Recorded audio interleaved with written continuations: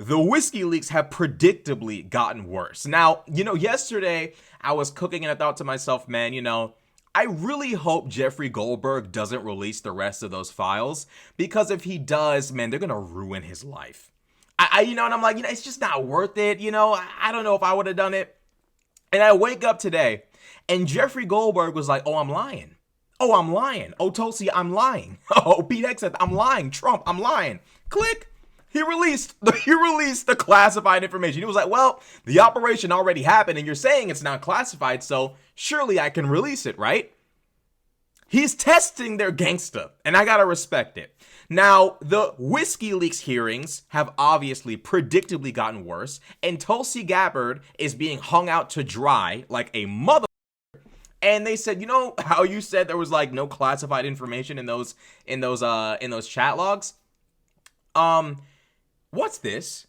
Now, before we get into that, though, let's establish the fact that the Trump administration put in an executive order. Trump signed an executive order in which there were rules and regulations for classified information that very much apply to what just happened. Let's cover that first. And the reason why we're going to cover that first is because it's important to establish the Trump administration's own guidelines have been broken by the Trump administration, which is 100% on brand. It's as on brand as a my pleasure from Chick-fil-A, or what you want from Popeyes. It's on brand. You know what I mean? Good morning. Thank you, Mr. Chair, and thank you to our witnesses for coming. Thank you for your service.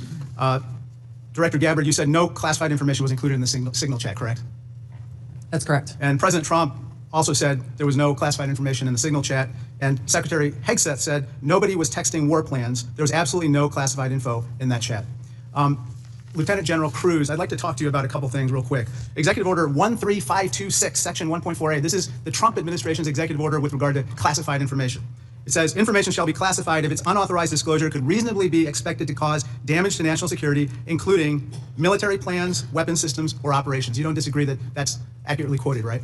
That's an accurate quote from the executive order. And DOD 5200.01, this is the DOD's manual on classification, says, quote, information shall be classified if its unauthorized disclosure could reasonably be expected to cause describable damage to national security. This includes military plans, weapon systems, or operations. You don't disagree that I quoted that accurately, right? That's also an accurate quote. Can I show you I'd like to show you the text that Secretary Hegseth actually published to the world. Now, Lieutenant General Cruz, as Ranking Member Himes said, it says, time now, weather is favorable, just confirmed with CENTCOM, we are a go for mission launch. Then it says at 12:15 Eastern, F-18's launch, first strike package. F-18s are military systems, correct? Weapon systems. They are. Okay. 13:45, trigger-based F-18 first strike window starts. Target terrorist is at his known location, so should be on time. Also, strike drones launch, MQ-9s. MQ-9s is a weapon system, correct? They are. Okay. This is the problem. Is these people are so bereft of any and all humility that when Jeffrey Goldberg said, I've got the information, I've got classified information, they sat there and said, no, you don't, and sure enough, he released it. Now, the argument the Trump administration made was none of the information in any of these chat logs are classified. They adamantly made that statement. None of the information in this chat log is classified. Then, Mr. Krishnamurthy, I believe that's how you say his name, he says, well, based upon the standards of classified information created by Trump's administration, signed by Trump himself, everything in this chat right here, this message from Hegseth, is in violation of this executive order that outlines what is or isn't classified. How interesting. And predictably and scarily enough, this general, I'm assuming, goes on to basically carry water for the Trump administration. The one institution you would expect to put the Constitution above all and to be like, you know what, it was a leak. These guys, it was all wrong. They shouldn't have done it. It's wrong. They need to go. This general is basically trying to obfuscate in front of the entire nation for Trump. Watch. Applying the executive order as well as the DOD manual, to this fact pattern, we clearly have weapon systems that have been identified. That is classified information. They are operational details, but again, as you quoted the DoD instruction, it's about operations. So as you further go down into what are the operational details, I think as we had a discussion yesterday, the important aspect, I think all of us are very familiar with. This is classified information. This is classified information. It's a weapon system, as well as sequence of strikes, as well as details about the operations. And so I think that, just piggybacking off of what some other members have said, using the DoD's manual, as well as the executive order in operation today with the Trump administration, this text message is clearly classified information. Secretary Hegseth has disclosed military plans as well as classified information. He needs to resign immediately. He needs to resign immediately, and a full investigation needs to be undertaken with regard to whether other similar signal chats are occurring in this administration. Now notice that general tried to sit there and carry water. He sits there, and notice how he does it. He doesn't directly contradict what this individual says. What he instead does is he sits there and obfuscates by going into like this redundant, nonsensical word salad of, well, you know, it talks about operations and, you know, the operational, and in the context of what we're talking about, you have to understand it's a simple, obvious sequence of messages from Hegseth that are in violation of DoD policy and Trump's executive order. The only proper discussion right now is what is the proper punishment for the shithead of defense, Pete Hegseth. That's the conversation, not obfuscation, not going into this nonsensical word salad about operation and operational and in the context and in lieu. Shut the fuck up. Shut up. Nobody wants to hear it, and it's scary. It is very scary watching someone who works in the military, watching a general sit there and basically dance around the reality of what's happened. Because if you are a lowly enlisted man or one of those lowly officers and your job is to go out onto the front line and possibly be killed, and the guys that are at the very top don't give a fuck about saying, yo, Hegseth is dead ass in the wrong for putting our troops' lives in danger. If top brass is not even ballsy enough to say, hey, look, this is tripping. He's tripping. If the top brass can't even acknowledge the mistake Pete Hegseth made without trying to obfuscate and derail the conversation, it is terrifying, because the troops cannot trust Donald Trump because he doesn't give a fuck about Pete Hegseth's mistake. They can't trust the Secretary of Defense because that's Pete Hegseth his fucking self. They can't trust these generals because some of them, for whatever reason, feel the need to run cover for Trump. Those of you who seem to think, oh, the military will save us from Trump. No, they won't. They never do. They never do. It never happens that way, unfortunately. We're going to end up going through the worst of this. Now, let's watch Tulsi Gabbard's comeuppance moment, where she's confronted with the very much classified nature of these group chat messages and is now forced to acknowledge the classified nature of said messages. Director Gabbard, I want to direct your attention again. Other similar signal chats are occurring in this administration. Director Gabbard, I want to direct your attention again to the text chain where it says, just confirmed with CENTCOM, we are a go for mission launch. Does that indicate to you that there's about to be a military operation? Yes. Director Gabbard, earlier in this hearing, we heard about the DoD's classification standards. I want to now turn my attention to your classification standards. You're the Director of National Intelligence. The Office of the Director of National Intelligence classification guide says, quote, information providing indication or advance warning that the U.S. or its allies are preparing for an attack, end quote, is to be classified as top secret. Are you familiar with that? Yes. Director Gabbard, have the Houthis indicated an ability to shoot down American aircraft? Yes. They have in fact done so, haven't they? Yes. Including MQ-9 Reapers, haven't they? That's correct. And that was one of the systems used in the attack recently that's the subject of this discussion, is it not? Correct. General Cruz, are you familiar with this system? I'm not wearing my glasses at the moment, but Well, I'll help you out. This is an SA-3 anti-aircraft system. correct. Are you familiar with this next system? I am. What is it? I'm going to have to ask you. It's an SA-6. I'm going to guess that This is also an advanced anti-aircraft system, is it not? it is. It was used widely in the Balkans in the 90s. Correct. And the Houthis also have this system, don't they? They certainly do. And they've employed it against our aircraft, have they not? They have attempted to. Correct. I spent my life in service to this country. I deployed 3 times to combat in service to this nation. I learned in that time in service that responsibility is core to leadership. You accept responsibility when things go wrong. You admit mistakes. You set the standard from the very top. It is completely outrageous to me that administration officials come before us today with impunity, no acceptance of responsibility, excuse after excuse after excuse, while we send our men and women downrange to do incredibly difficult, incredibly dangerous things on our behalf. And yet, nobody is willing to come to us and say this was wrong. This was a breach of security and we won't do it again. It is outrageous and it is a leadership failure, and that's why Secretary Hegseth, who undoubtedly transmitted classified, sensitive operational information via this chain, must resign immediately. There can be no fixes, there can be no corrections until there's accountability, and I'm calling on the administration to move forward with accountability. And I'm really glad he pointed that out. The fact that these individuals operate with total impunity to kill not only you, me, but also our troops deployed abroad.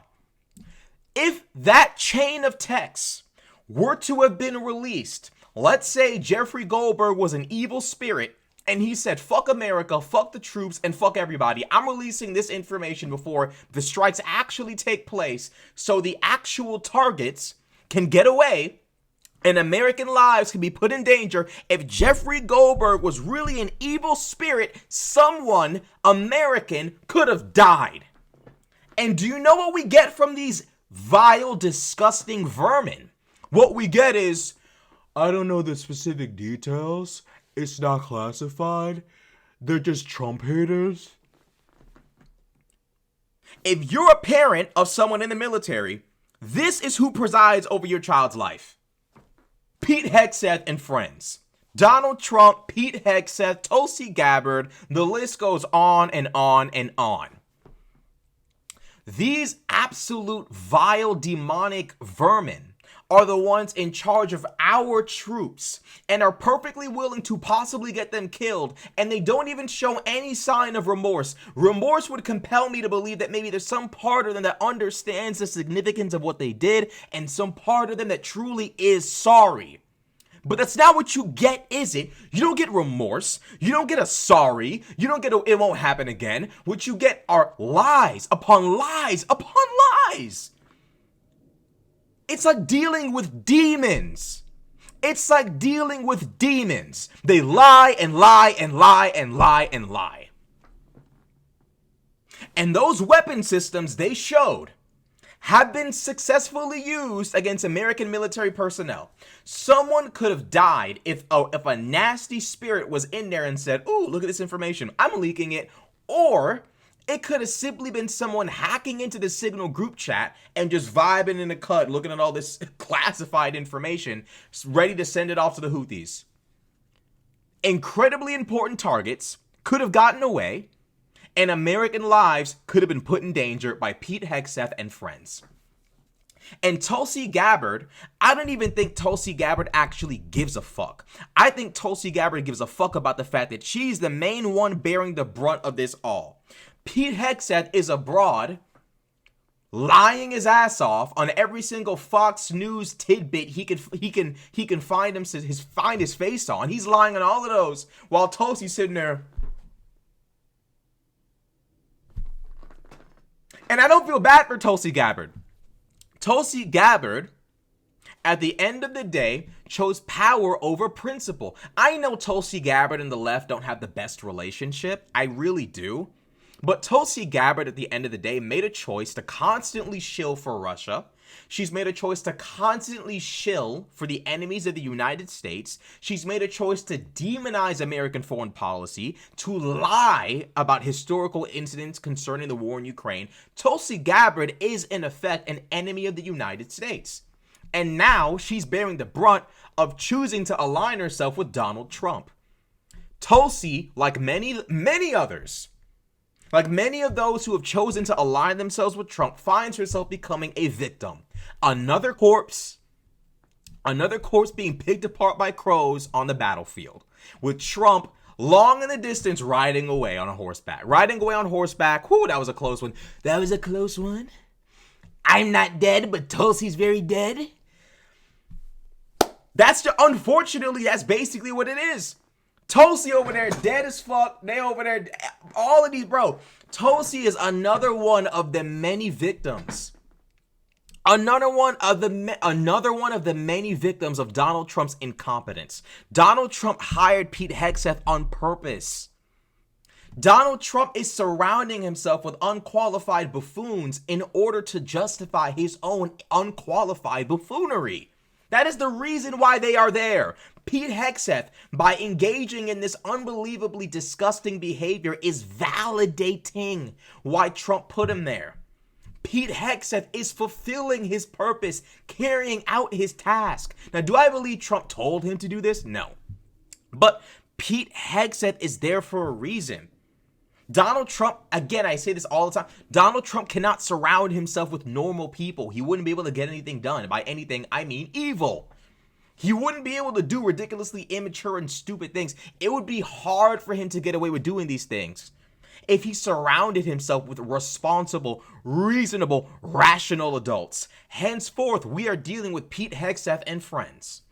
The WhiskeyLeaks, unfortunately, is what we are now dealing with. And they lied and lied and lied, and Goldberg called their bluff. He said, oh, I'm lying. Okay, well, I guess you won't mind me releasing this. And many people are sitting there and saying, oh, well, you know, their hands are tied. They can't do anything to Goldberg because they'd have to do something to Hegseth. Oh, no, it doesn't work like that. Donald Trump can decide to direct Pam Bondi to go after Goldberg, and nothing will happen to Hegseth, Gabbard, Vance, or anybody else involved in this. And that's what I expect to happen, is for something to eventually happen to Goldberg. I don't know what it'll be. It'll probably be some kind of investigation from the DOJ. That's what I expect to happen. But he took a big risk. He took a very big risk leaking this information. He genuinely did. And the fact that Tulsi Gabbard, having been in the military, you know what? Forget it. She's already been a traitor. She's already been a traitor. She's already been treasonous. She's already been engaging in a pro-Russia propaganda. She has earned her position. She truly has.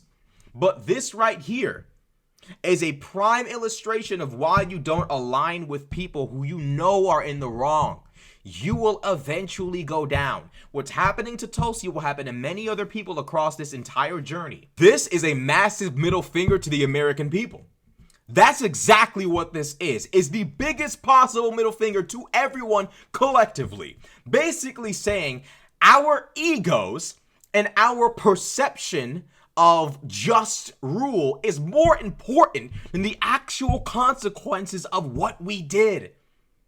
Us not actually admitting any wrongdoing and pretending like we didn't make a mistake is more important than assuring the moms whose sons are in the military, your son is safe.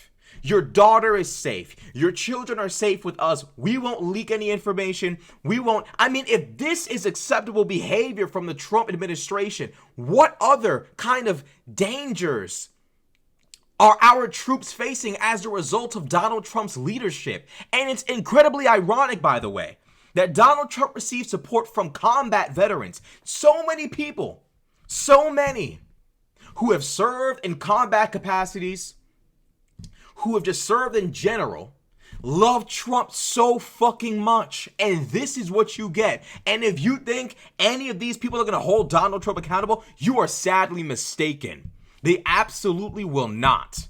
The culture, everything about this country needs a cleansing. You have a nation where those who are supposed to sacrifice their lives for this country are in love with a man who couldn't give a damn about them and actively defends those who would put them in unnecessary harm's way. It's already bad enough you're a pilot meant to fly over these skies, risking being shot down. And now your own Secretary of Defense is discussing operational security type information on a Signal group chat with a journalist just chilling in a cut? Imagine you're the pilot who was on that op. Imagine how you're feeling knowing you could have died if Goldberg was a dickhead. You could have died if someone hacked into that chat. You could have died. And the Trump administration doesn't care. They don't even pretend. But this is on brand for who they are because the Republican Party has never cared about veterans. You can always count on them to try to cut funding for veterans, to try to cut funding for 9/11 first responders. You can always count on the Republican Party to step on every single person who dedicates their lives to this nation with some semblance of selflessness. You can always count on them to do that in abundance. This is truly emblematic of who conservatives are. They don't give a fuck. They don't care. No one matters but them. Nothing matters but their own power. That is the unfortunate reality of who and what these people are. This nation needs to be freed from conservatism. It is a cancer on this country. It is a cancer. The same way Milo sat there and said, feminism is cancer. Literally, conservatism is a cancer on the West. It is a movement that idolizes ignorance, stupidity, selfishness, greed, dishonesty, mayhem. It is weird. You a grown-ass adult lying about the nature of these chats. Nigga, tell the truth. People can die. You just lying like that? Honor and integrity would call for you to step down. You know your ass was in that chat, you lying. Hexeth knew he shared classified information. His ass lying. These niggas just lying. They don't give a fuck. And I'm supposed to say, oh, well, you know what they all be. Biden, this is supposed to mean something for 4 years of this mayhem. I'm supposed to give a fuck about Biden? Fuck these people. Fuck these people. You know, bro, I swear to fucking God, bro. These niggas, bro, God gonna deal with these niggas, bro. If not God, the universe. And if not the universe, the United States will deal with these people. One day the United States will come up under from the boot of MAGA and solve this. Because effectively what this is, literally what this is the United States of America versus MAGA. That's exactly what this is. This is a new incarnation of the Confederacy. And unfortunately, we allowed it to ride gray uniform all the way in to the White House. And now the traitors run the show. And we all suffer for it. This is the United States of America versus MAGA. This is the Union versus the Confederacy. We're rerunning it all over again, and this is destiny before our eyes. It really is. This is a time to be alive as an American because what we have right now is an internal battle. And at some point, the United States of America has to have a conversation about conservatism. We do, because our conservatives are corrupt, vile, nasty, dishonest, duplicitous, manipulative, demonic, satanic, vile vermin. They lie to millions of people. They dangle race and culture and gender and culture war and compel these people to destroy education, Social Security, Medicare, Medicaid, operational security. It's a disaster. We let these people walk back into American society in the name of unity after they engaged in a civil war that killed 600,000 people. And now we pay for it. A conversation needs to be had about this. We can't just let bygones be bygones because they're white and conservative and Christian. At some point, the United States has to have a conversation about conservatism. It is unbelievable to me that people's lives could be put in danger like this. And you will hear nothing